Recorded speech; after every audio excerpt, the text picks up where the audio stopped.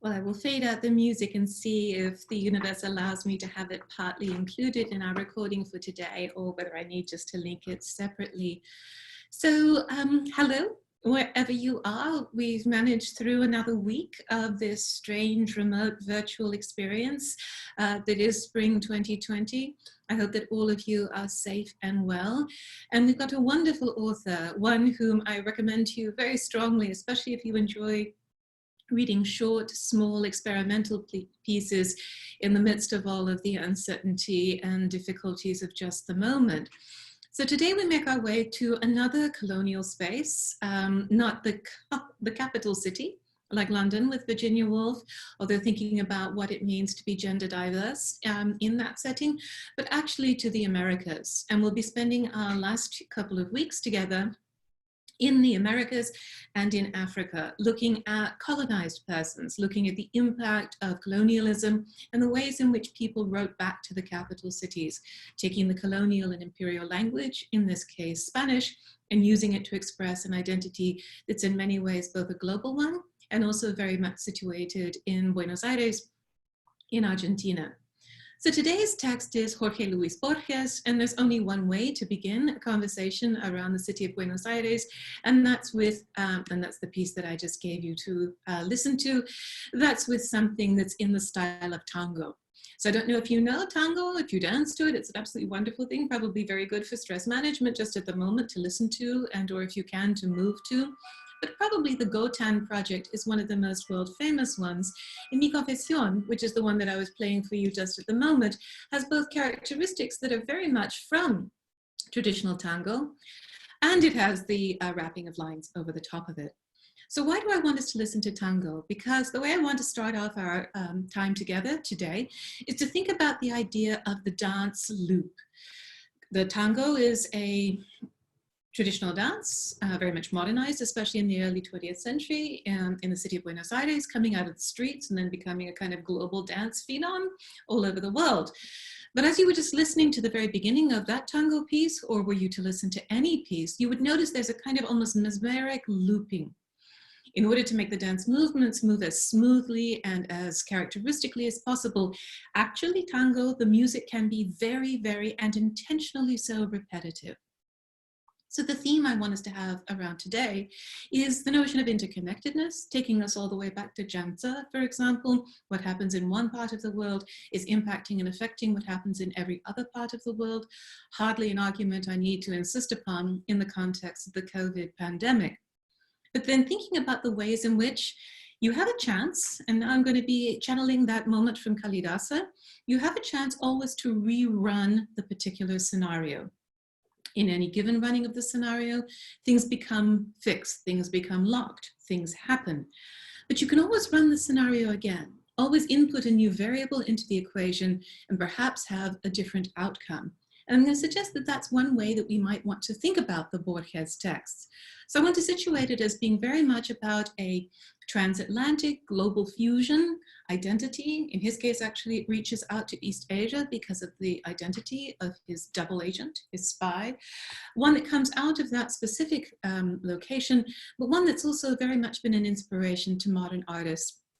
My expectation is that whether you know Borges' short story or not, you actually are well aware of some of the people who most admire him.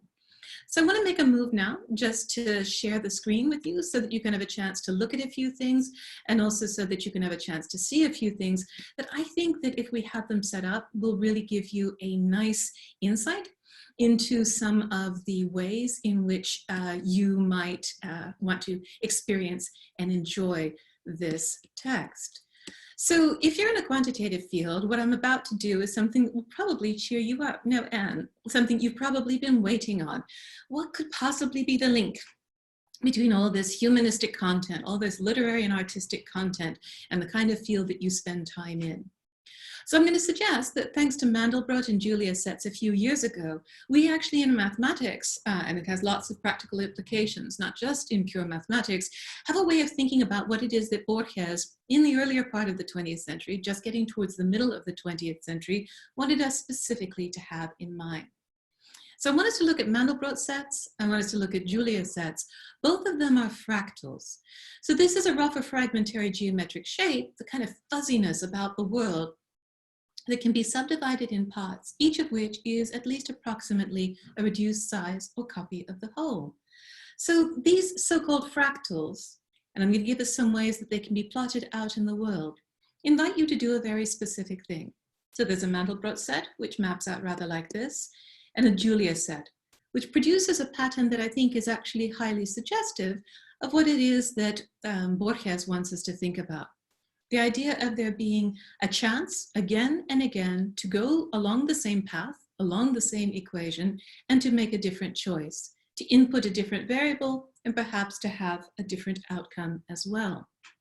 And you'll see there'll be a legitimate, specific payoff to thinking about fractals, about the way in which things that seem chaotic, things that seem fuzzy, things that seem as though they wouldn't be easy to map, if you have the right equation and if you're mindful of inputting the final variable into the next iteration of the equation, you might be able to detect a pattern of some sort there.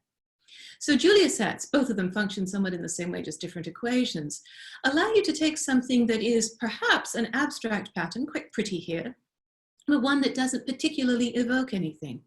But this is what you get if you iterate this particular equation for 50 iterations. Here's what you get for 100 iterations. Here's what you get for 150. Here's what you get for 200. Here's what you get for 2000. This is one of the sets that's been used, one of the equations that's been used in order to try to map the way in which galaxies, for example, function.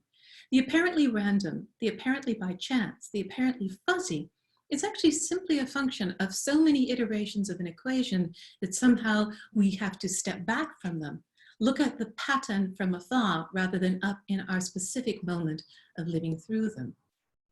And I want to finish obviously with a Julia set because it looks a bit like the actual Chinese garden that exists in the book that's in the text you just had a look at, I hope. So perhaps the most famous, and I'm going to stay with things that are vaguely in the green range here, perhaps the most famous of the Julia sets is the one that mapped a fern leaf. And so I want just to share with you a little video of the way that fern leaf looks as you experience it.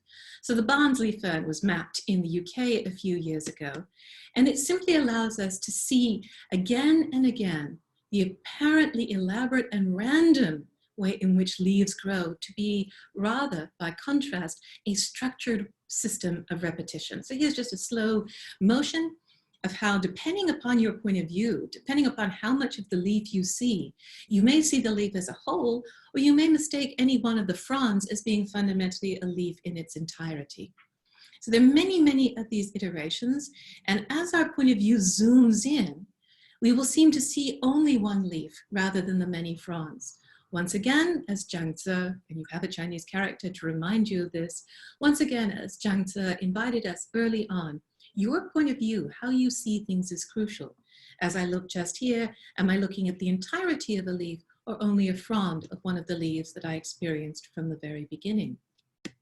So why am I fussing about fractals? Why is this something that I want you even to think about considering? Well, the reason I'm inviting you to think about it is, although fractals are modern mathematics, that's something that Borges himself does not have particular access to.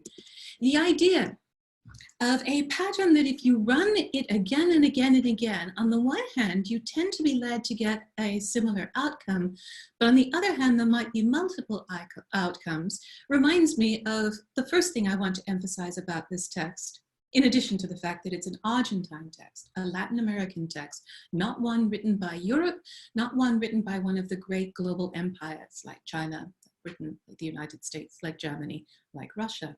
So back to the sets. Borges had a very fancy library. In fact, his library contained almost every book that you have read so far. He was well read. He thought of himself as an author, not only for Argentina, but for the world. If you enjoyed this story, I invite you to read more Borges texts because actually he's got some great stories, kind of crime stories that are about the tough life in the streets of Buenos Aires.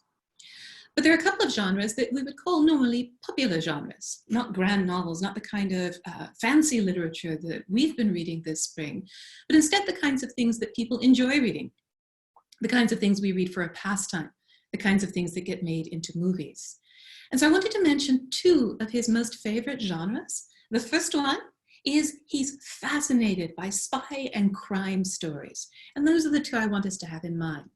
Picking his vintage, because he's writing this text in the 1940s, picking his vintage, the kind of thing he would have loved is the sort of international espionage criminal story that was inspired by a novel and made famous by someone like Humphrey Bogart in The Maltese Falcon. Actually, he's really interested, and I wanted to make a point of this because this is not an American literature class. He's really fascinated and in love with American detective stories. Probably the most famous writer of detective stories, which Borges would have known, is Dashiell Hammett, who wrote the first sort of hard-boiled, tough guy street detective, a man called Sam Spade.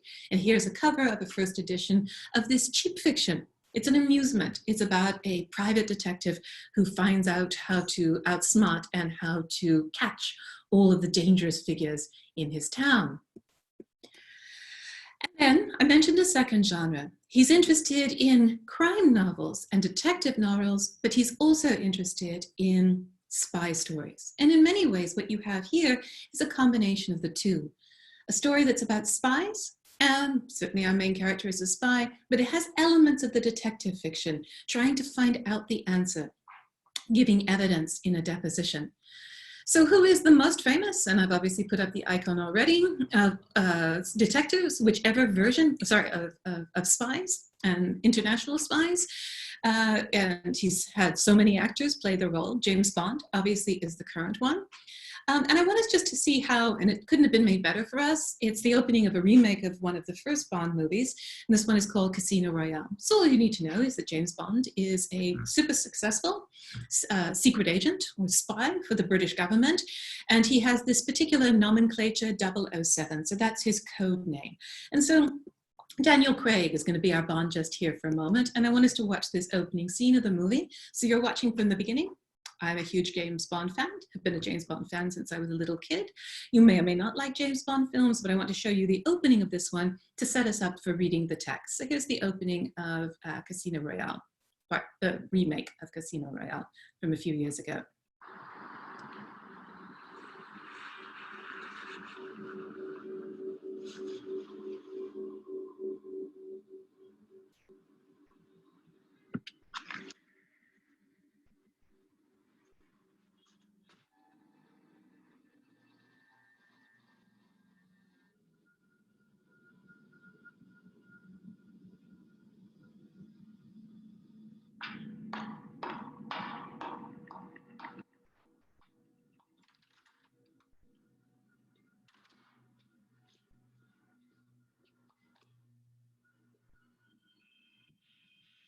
Em really doesn't mind you earning a little money on the side, Dryden.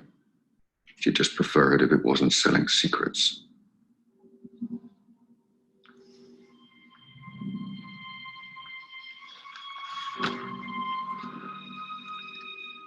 The theatrics are supposed to scare me. You have the wrong man, Bond. If Em was so sure I was bent, she'd send a 00. Benefit to being section chief. I don't know if anyone had been promoted to 00 status. No. Your file shows no kills. And it takes 2.